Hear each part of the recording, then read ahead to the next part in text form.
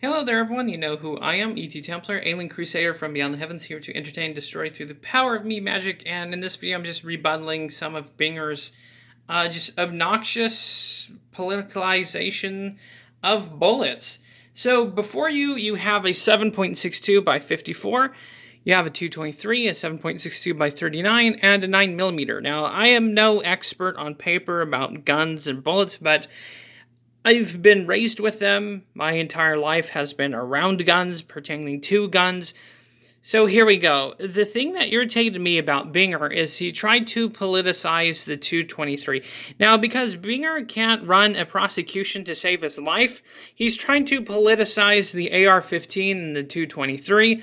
One of the comments he said was that Kyle Rittenhouse chose this because of its lethality and that he knew it had the capability to kill.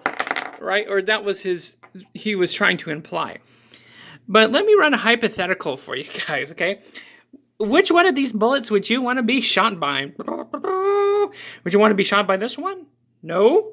This one? No. This one? No. This one? No. The correct answer is no, because all of these technically are designed to kill. They're not designed to tickle. They're not non-lethal. And that's the silly thing Binger was talking about. He mentioned, oh, it would have been better if Kyle Rittenhouse picked a 9mm. It would have been more capable. You could conceal it and whatever.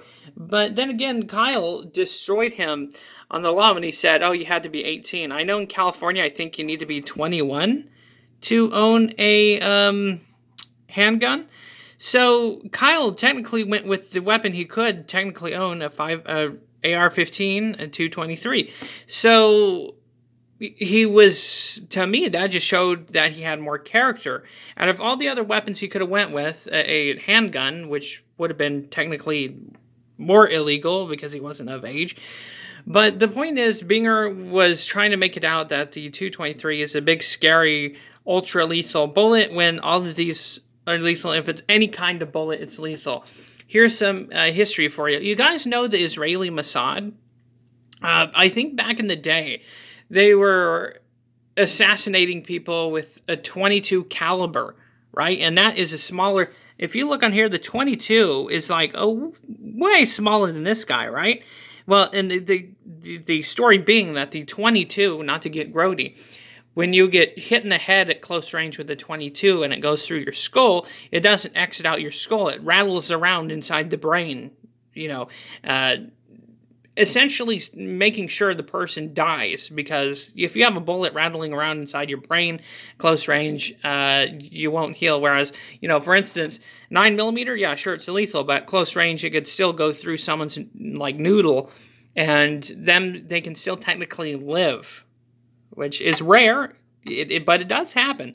Same thing with Rosenbaum. I think he took one of these to the dome, and it just went through so fast that he was still, shambling around, which probably led to why Rittenhouse had to shoot him a few more times. But it's just interesting to see Binger try to politicize that the 223 is somehow this big scary round, and again, because he sucks at prosecuting, he has to politicize the AR-15 and the 5.56. And, if you compare this to police, self-defense, when you see police shootings, the police, they do a mag dump, right, into the target, because they want to make sure the threat is down. So when you have, Binger and the prosecution saying, oh, Kyle Rittenhouse showed no remorse for this person's life because he blasted Rosenbaum 4 times. Well, it's interesting seeing the prosecution and all these people play, hindsight 2020 with, Kyle's situation. It's if you were there, you couldn't have possibly played, the what-if 10,000 question game. When it comes to self-defense, there's a threat, someone's pelting you over the head with a skateboard, you're kind of not stopping there thinking, gee, should I just shoot him in the leg or the arm? Or, oh, gee, I wonder if I should shoot this man. No, you're gonna, you're gonna defend yourself, fuck the other guy because he's trying to kill you. But then again, the 3 people Kyle shot, this has to be mentioned. Rosenbaum sexually molested and was involved doing things with kids. The other guy, Huber, was like to choke women and get involved in domestic violence. And the third guy, sure, Gage, he was a hip, like, Antifa, like, dipstick. But he was behind Kyle with a gun, loaded, ready to go, ready to kill, and he wasn't saying anything. So, if someone's, like, behind you with a gun, not saying anything, it's pointed in your direction, you don't have time to sit there and think, oh, gee, it's about a few inches off from my head, so maybe I shouldn't shoot him. No, if there's a person with a gun behind you and you have a gun and he's not saying anything, you can't read his mind and determine his intent. The intent you do see is a guy behind you with a gun, and thus Gage, I think it was, lost his bicep.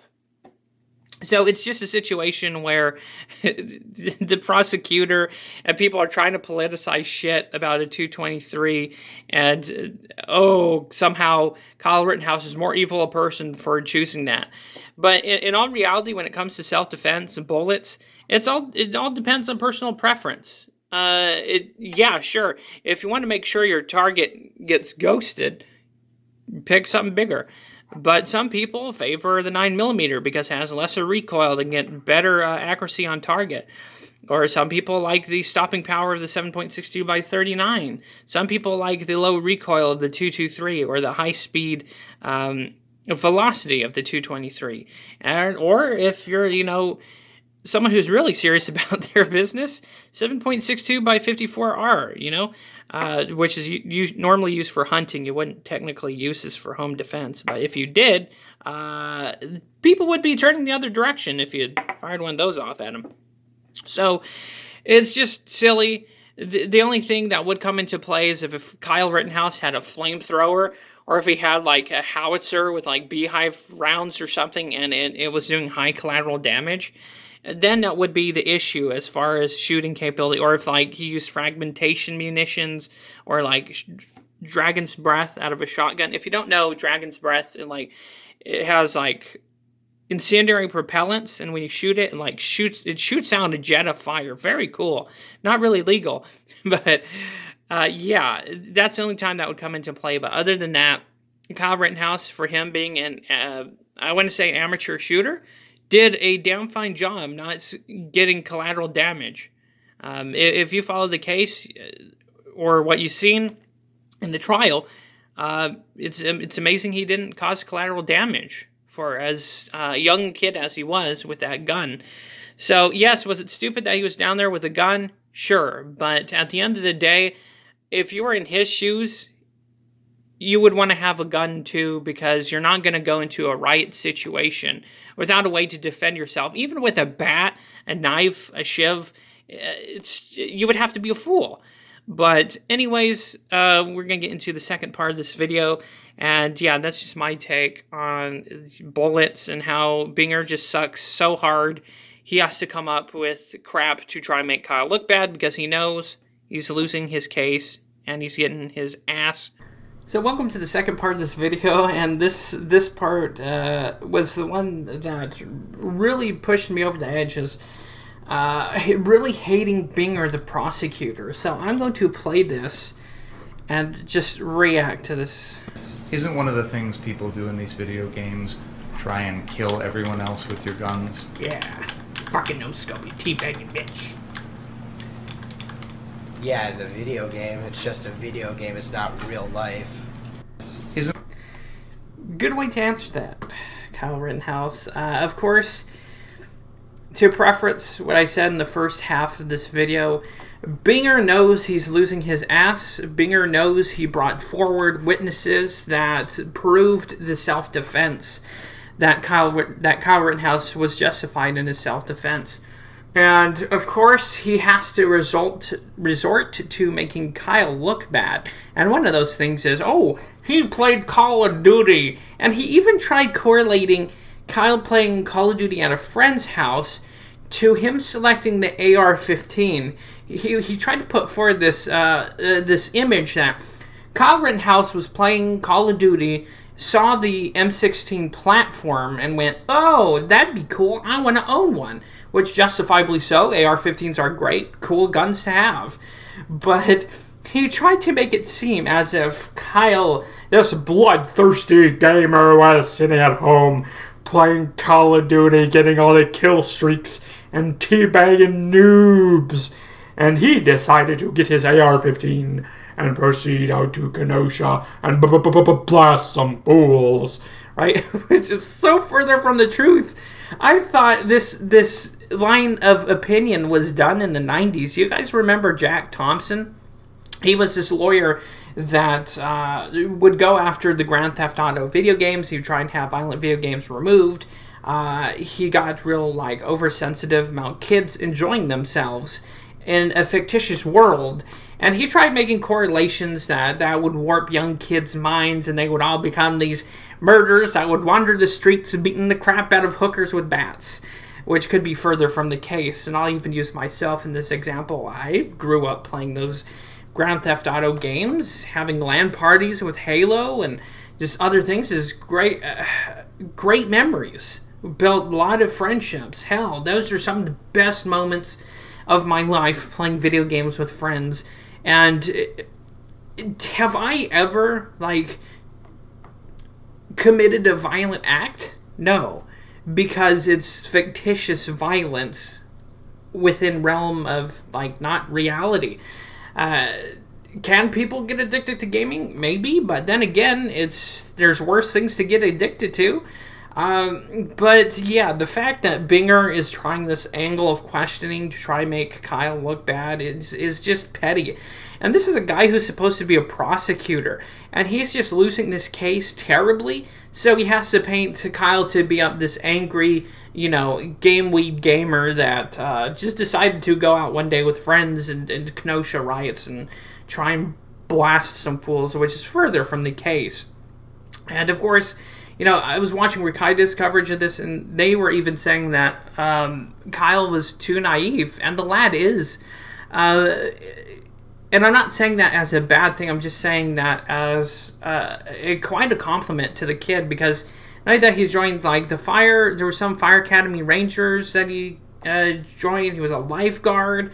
And when he was there in Kenosha, he's putting out fires, scrubbing graffiti. And I don't see a good intention lad like that, someone who's so civically minded, just going, "Ooh, let me get a UAV kill streak," right? Or yeah, I think that's 3 kills in a row, is it? Where you unlock the UAV with Call of Duty. But anyways, that crap doesn't matter.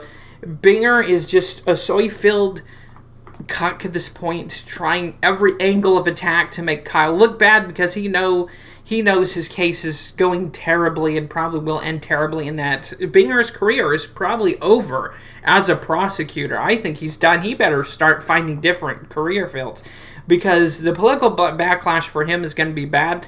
And so far, again, my personal opinion on this, other people may differ, but Kyle Rittenhouse was assaulted by 4 people. 1 kicked him and ran away, but the other 3 were not so fortunate. Which, again, the political elite and the mainstream media will say, he had no right to be there with a gun. He had no right to carry a gun. He has no right around guns. And it's like, bitch, since when? I think the Constitution says the right for well-regulated militia to bear arms. Which, let me think about my history. Most the people in Washington's army were the ages of 16 to 17. They were just kids. And back then, that was just the age of being adult. And for these, armchair assholes from CNN and all these elites, political elites, and even people on Twitter to sit there in armchair with perfect hindsight, 2020, be like, he shouldn't have been there, he shouldn't have done that. Well, I can't wait for the day you people have to defend your own lives, and then we can nitpick all your stupid decisions and be like, ha, you're crying on the stand, right? These are people. The thing I find detestable about all this is how there is a kid, a minor, that was attacked by 3 people, one of them being a freaking kitty diddler, are saying that, oh, he's just a poor victim. Blah. No, innocence implies that the person was innocent. Are these three people innocent?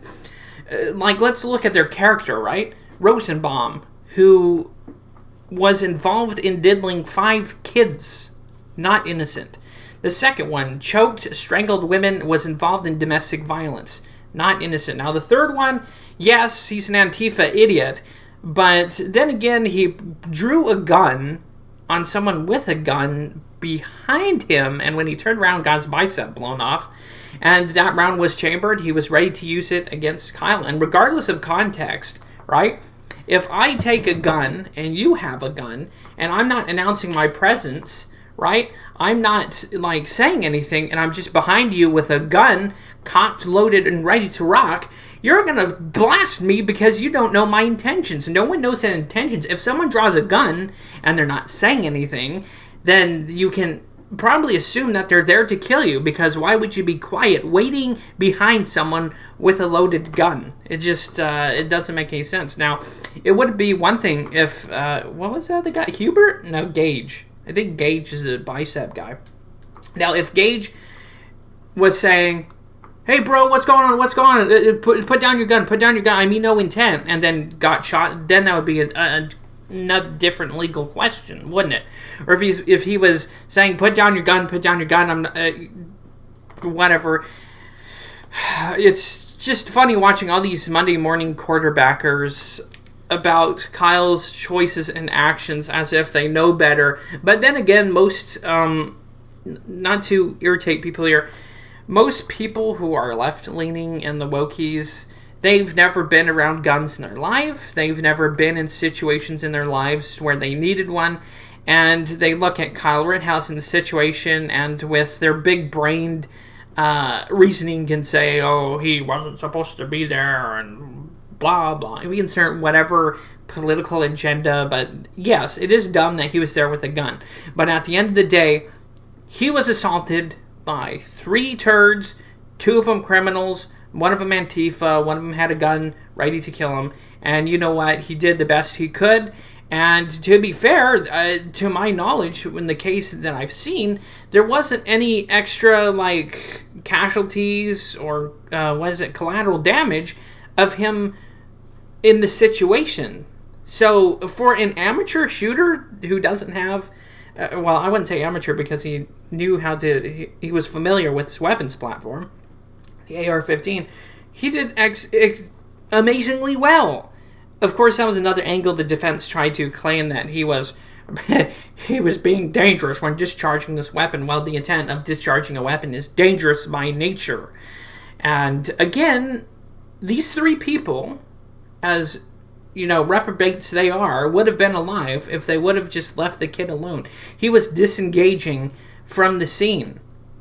He was going to the police to surrender when he was attacked. So, with that saying, I'll also put in some more legal advice here. Well, that's... no one cares. So, they engaged him when he was leaving and running away to surrender to the police. So, regardless of people's trying to decipher this, again, you can't be in that kid situation. You never will be in that kid situation. Hopefully not. But yeah, Binger is just an absolute ding-dong. And the fact that he has to politicize this over the AR-15 in video games just shows the kind of character he is. It's just pathetic. And again, it's... Binger Man, of course, tries to link it to video games. No. Kyle dared entertained himself with video games and Call of Duty at a friend's house.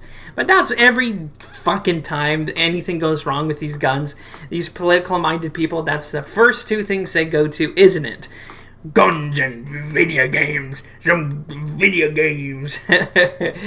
And, they don't look at the mass shooters' lack of fathers in the house. I believe there's a statistic that says 95% of all these mass shooters didn't have a father figure, and that most of these mass shooters, of course, were taking some form of pharmacological or therapeutical drugs for depression or some other issue, which, maybe you should look at that, or maybe you should look at society, right, as a whole. What's society doing? Look at education. There's other contributing factors to these mass shootings and other instances. It's not just video games and guns, right? Most of these mass shooters, someone else also brought this up before in an argument, you could probably find Twinkies or licorice or Smarties or candy or coffee in these people's homes, and you could just say blame those as well. But see, that's not politically expedient. Because Hollywood hates video games. Video games is a major competitor in the market for entertainment. And with guns, there are people, politicians, and other like-minded individuals who hate the idea of people having the ability to defend themselves from tyrants or the state. So it's just, all this is politically motivated, and Binger is right there. And he's not on the good side of politically motivated court hearing. He's the bad guy. And of course, to wrap this up, he was seen with a Rebel Alliance pin and talking on the phone. And the last time I checked, from my experience of being in a courtroom, you can't even wear anything that signifies anything. You have to go plain dressed because you don't want to be representative of a group or section, gangs, or even with Binger showing up at the Rebel Alliance, that could be misconstrued as biasness, right? You'd think. But that's just me. Maybe they do things different in Wisconsin. But yeah, that's just my opinion on Binger. This guy's a just absolute dipshit. Again, losing the case. And he's just throwing shit at the wall at this point, hoping it sticks, and hoping that he can motivate the MSM to convince these jurors. And pox on you, Binger, you scumbag. And I've wasted enough of your guys' time. Thanks for watching. Thanks for stopping by. Drop a like, drop a dislike. Chime in on the comments down below, and I will see you guys next time. Patriotism is dead. There's only rebels and tyrants now.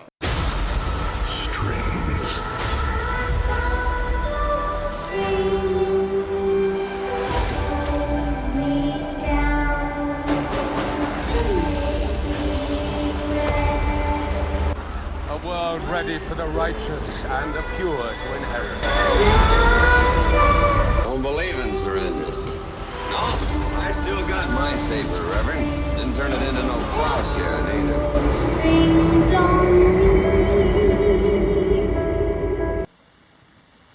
I'm taking over this territory.